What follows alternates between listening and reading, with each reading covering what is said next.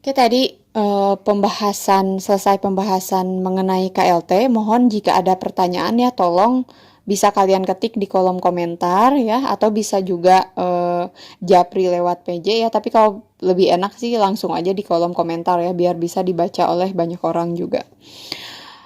Nah, untuk KLT mungkin bahasannya tadi kalau menurut saya sih agak lebih challenging lah dibanding pembahasan sebelumnya mengenai ekstraksi, karena di sini kita banyak berkutat tentang kepolaran. Jadi mohon baca lagi materi-materi sebelumnya mengenai kimia ya, tentang kepolaran untuk membantu kalian memahami prinsip kerja kromatografi.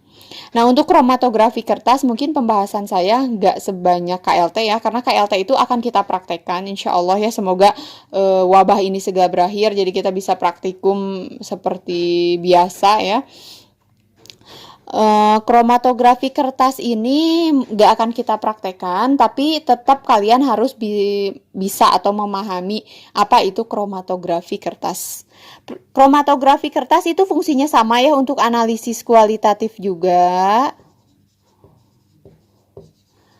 Karena dia kromatografi, otomatis ada fase diam, ada fase geraknya. Fase diamnya apa? Kalau untuk kromatografi kertas ya kertas ya. Kertas itu terbuat dari selulosa ya. Senyawa selulosa itu yang jadi fase diam. Fase geraknya sama eluen, pelarut organik juga. Nah, tapi kalau di kromatografi kertas, pilihan eluennya nggak banyak. Biasanya sih lebih banyak orang pakai BAW namanya. BAW ini singkatan dari butanol, asam asetat, dan air. Butanol, acetic acid, water ya, BAW. Jadi ini butanol, asam asetat, dan air.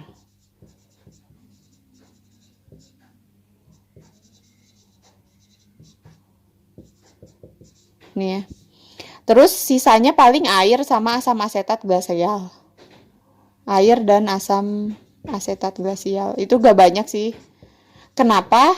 Karena sebenarnya ya kromatografi kertas itu banyak dipakai untuk menganalisis senyawa yang polar. Senyawa yang sangat polar. Contohnya flavonoid glikosida gitu ya. Udah mah flavonoid, banyak O-nya, tambah ada senyawa gula, senyawanya polar banget. Kalau pakai KLT, kenapa sih gak pakai KLT? Kalau pakai KLT, senyawa yang sangat polar dia akan terikat kuat di silika. Terikat kuat di silika biasanya susah naik, susah untuk dikembangkan. RF-nya biasanya mandak 0, 0. Biasanya RF-nya terlalu rendah. Nah, kalau untuk nanti pas metode pemurnian selanjutnya, kalau dia terlalu nempel di silika, itu akan sulit kita pisahkan. Ibaratnya sulit untuk memisahkan antara si senyawa tersebut dengan silikanya.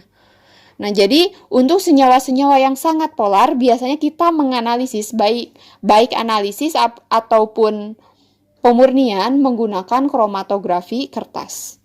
Nah, ada sedikit perbedaan antara kromatografi kertas dan kromatografi lapis tipis. Nah, saya misalkan ya untuk kromatografi kertas itu prinsip pemisahannya adalah partisi. Jadi beda dengan tadi ya, KLT itu dia adsorpsi. Adsorpsi itu penempelan, kalau partisi itu pemisahan.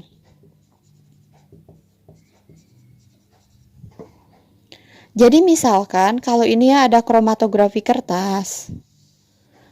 Kita bandingkan untuk analisis kepolaran senyawa ya. Misalkan ini senyawa A, senyawa B, senyawa C. Kita totolkan di kromatografi kertas. Kemudian kita kembangkan di pelarut. Misalkan pelarutnya adalah BAW. BAW ini cenderung nonpolar ya, karena butanol itu nonpolar. Prinsip dari kromatografi kertas, senyawa itu akan mengikuti pelarutnya sesuai dengan kepolaran pelarut. Jadi misalkan kalau setelah dikembangkan posisi bercaknya jadi seperti ini.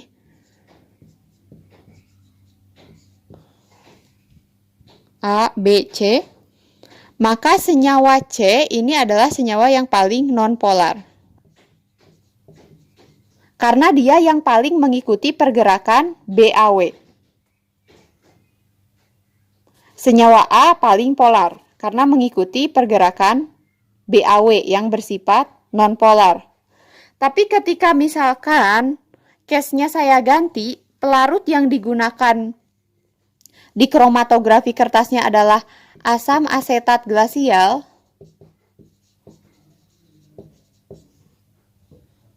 Asam asetat glasial, yang mana ini adalah senyawa pelarut yang polar, maka C yang pergerakannya paling jauh dia adalah senyawa yang paling polar.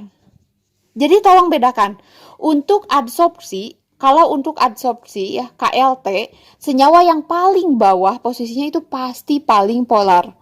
Karena dia yang paling terikat kuat di silika. Yang paling atas pasti paling nonpolar. Tapi kalau di kromatografi kertas, belum tentu. Tergantung dari pelarut atau eluen apa yang digunakan.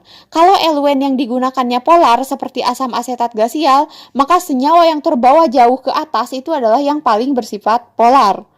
Sebaliknya, kalau misalkan pelarut yang digunakan adalah nonpolar seperti BAW, maka senyawa yang paling atas atau elusinya paling jauh itu adalah senyawa yang bersifat nonpolar. Tolong bedakan ya.